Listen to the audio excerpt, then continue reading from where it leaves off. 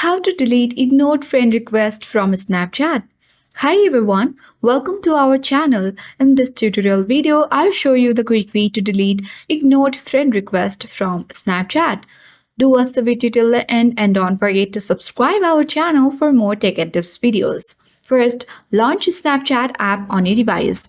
Make sure to log into your particular account. Tap Bitmoji icon at top left corner of the screen. Scroll down. Tap on Add Friends under Friends. Tap three dots at top right corner of the screen. Here you got the three options that is hidden from quick add, ignored from added me and recently added. To delete ignored friend request from Snapchat, tap ignored from added me. And on the section you will see all the ignored friend requests on your Snapchat.